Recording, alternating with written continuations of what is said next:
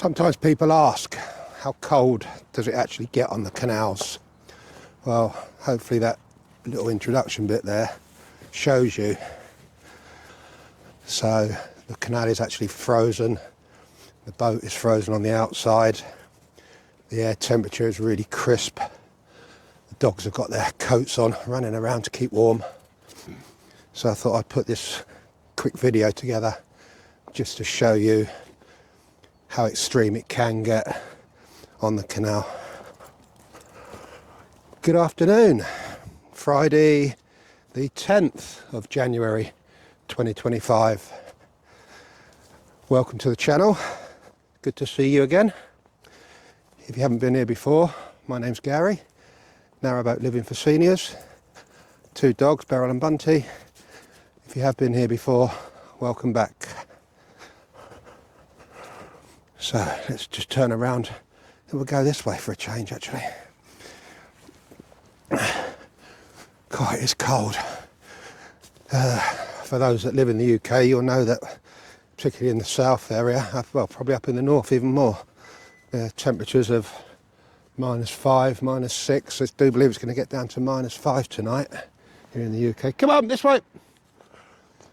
So the heating on the boat has been ramped up. The Chinese diesel heater currently set on 22 degrees, and we've had that on there for a couple of days. For some reason the gimbal's making a funny noise. Does that mean the battery's going to die on me? Yeah, thought so. So where was I? Yeah, so the boat, as you saw in the intro, is cold at the moment on the inside, even colder on the outside. -5 here at the moment. Temperature's going to get down to -6, -7 overnight. I do believe there is a warm spell on its way, or a warmer spell on its way I should say, but it is rather cold on the boat at the moment. So how do I overcome that? Excuse the background noise, my neighbour's boat, he's not working today, he's got his engine running, keep this boat warm.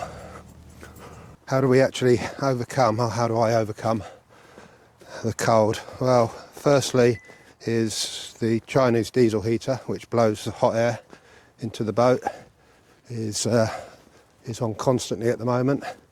Not very good because obviously it's draining diesel from the tank, but it only uses a little bit anyway, so I'm not overly concerned about that. The gas bottle, that's doing okay. I've got 3/4 of the gas on there, so cooking and hot water for shower. Had a shower last night and it was a little bit cold in the shower room because there isn't any direct hot air heating going in there. There is a blower actually facing the door of the bathroom area, but there isn't actually an air duct in there. I've been using the log burner. I had that on the last 2 or 3 nights, particularly last night and the night before. Was what we on Friday, yeah, so on Wednesday, Thursday and obviously tonight we'll have that going, and that's made a vast improvement. There is a bit of a downside with it, is when you get that going, because the boat is only 36 foot long, is once that's up and roaring then it can actually get a little bit too hot in there, which I'm not complaining about. I'd rather be warm. I don't mind the cold, but when it's really, really cold, then it can get uncomfortable, particularly when you're 66 years of age. Yeah, so I've noticed that there's a difference in temperature between the kitchen area and the bedroom area. 2 reasons for that. One is there's a door between the living room and the bedroom, and 2 is there's only 2 little porthole windows in the bedroom, and 2 half-size windows in the hallway and the bathroom, whereas in the living room, like I say, there's those 4 big windows.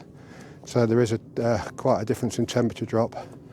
Last night I noticed the temperature in the bedroom was 21, 22 degrees, but it was only 17, 18 degrees in the living room.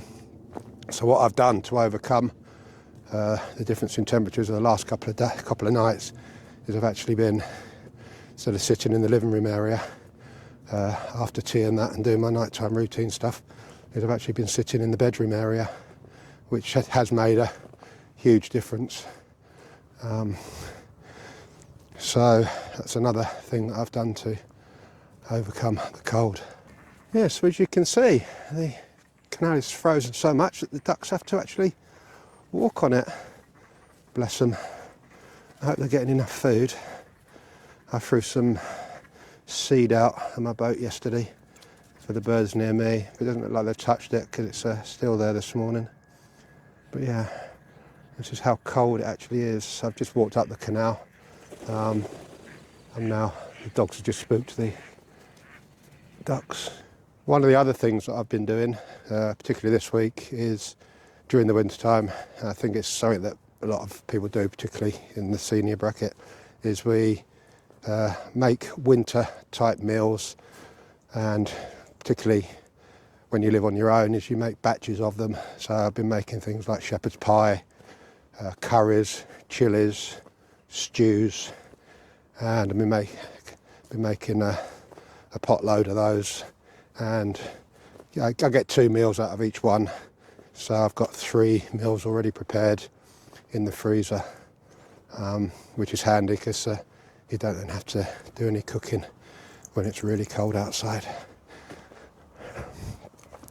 Also make sure that I've got all supplies in as well, because I did shopping yesterday. In fact, I've done shopping twice this week. There's a video coming out a week on Saturday, a day in the life of a retired boater, and I do go shopping on that, and that video was made earlier in the week. So I've actually been to Aldi twice this week, but it's just I like to eat fresh food, so just keeping on top of that and making sure that you've got plenty of supplies in. Particularly with the canal being frozen, it's not necessarily moving the boat that's a worry, because you wouldn't move it in this weather anyway.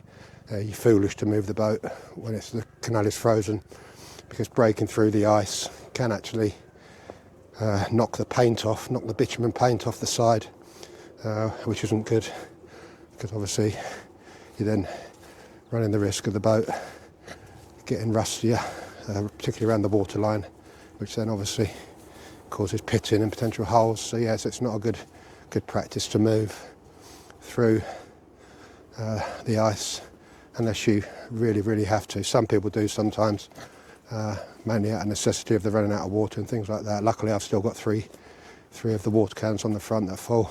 Downside is they're frozen at the moment, but I've got enough water in the water tank to keep going.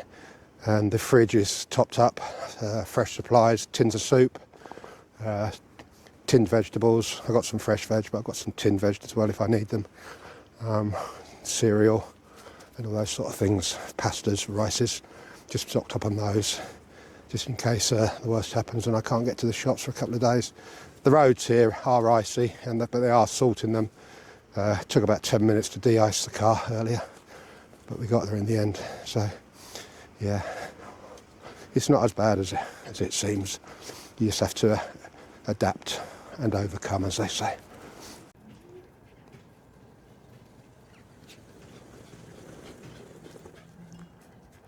I was going to see if when the swans, just seeing when the ducks came back there, if they were going to actually skid on the ice when they landed. I think they did a little bit. Bless them. One of the other things you can do this time of year, particularly when it's really cold, is to get out and about, get out in nature. I know it's cold, but like I said the other day in my disadvantages video, not movie, sorry, the disadvantages video, is that if you've got the right clothing, as you can see today, I've got a scarf on, I've got a woolly hat on, I've got a down jacket on. It is cold, but it's not as cold as it could be if you didn't have the right clothing. So get out, move about, 45 minutes to an hour out in the fresh air. Doesn't do you any harm, does you more good. Obviously if you've got a disability of some kind and you're restricted in movement, then obviously it does make it harder. But for me, able-bodied, just being out, it keeps my mind active, helps me emotionally.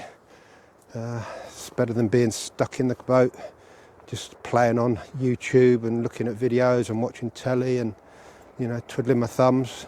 Get out and about, take the dogs out, the dogs love it.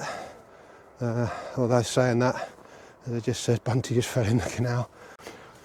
One of the other pitfalls of this time of year, when it's actually icy, is if you own dogs and you take them out walking, is they can be a bit prone to falling in the canal. Poor old Bunty. Come here, darling. As you can see, she just fell in the canal as I was talking to a boater, and her coat is now totally soaking wet, but she's fine, as you can see. But that's something to be aware of. If you have got dogs and you live on a canal, is the edge becomes very slippery, as you can see. And I was talking to the other boater, took my eye off the ball. Bunty came listening and she just slipped off the edge into the water. Which isn't a major thing, she likes the water anyway. But when it's this cold, obviously, you've got to be mindful of it. So she's a little bit wet at the moment, but she's fine. She's running around, just walking next to me, so she's okay. Yeah, so just being out and about, just moving about, keeps the body warm by movement, gets the muscles going. My arm is getting a bit achy with this gimbal though, I must say. I'm just going to change hands over. So we're going to make our way back to the boat, put the kettle on, maybe have some toast. Prepared dinner, as I said earlier, got that in the fridge, ready to heat up. I think I've got a chilli for today, which would be nice. So yeah, one way of staving off the cold is just keeping moving, keeping motivated, just eating nice, healthy, wintry type foods like stews and chilies and things like that. So it is cold, it is harsh, but make the most of it. I do believe the weather's going to change over the weekend. It's going to start getting wet and foggy again. So sun's shining, so you are getting a bit of vitamin D. So it's not all bad, is it? There's my neighbour. Got their engine running. So windows don't look frosted on the inside, so they're keeping nice and warm inside. Don't think he's at work today. So, got plenty of fuel on this top of the boat. Come on then, doggies. Come, Beryl, on you come. Come on, darling. Here you go. There you go. Oh, I can feel that heat straight away. It's making my glasses steam up. So, as I was saying earlier, let's see if we can zoom out a bit. On this part of the boat, as you can see, you've got the bigger windows. You've got one here, one there next to the kitchen, one over the sink and one here. So what happens is when it's really cold, is the heat obviously dissipates through the windows and that. Yeah, the log burner does actually, if you're in this side, the log burner helps greatly. But the temperature in here, let's have a look, can you see it on the thermometer, is 12 degrees on this side. But if we go through these doors here, so this is what I was saying about having this door in the middle, by having it partitioned off. I've left the Chinese diesel heater on while I went out, so you come in this side and you can straight away feel the difference. I'm going to close the door behind me, keep the heat in. Let's turn the light on so you can see. But if we come down to the Chinese diesel heater display, as you can see, it's 22 degrees on this side. So, was it 12 on the other side and 22 on this side? So 10 degrees difference by having that door there, and by only having the smaller windows. That's one of the porthole windows. That's one of the others there. If I turn around, that's the one opposite the bathroom, which has got the film on that I put on earlier, and that's the one in the bathroom. Like I say, the bathroom does get a little bit colder. There is a air vent there which blows towards the bathroom. The other air vent is down here on the side of the bed. I don't know if you can see it, just in there. No, you can't see it, it's too dark. Move that, there you go. So that's the air vent that blows the air into the bedroom area, and it is much warmer on this side. So there you go. extremes living on a canal boat in the wintertime.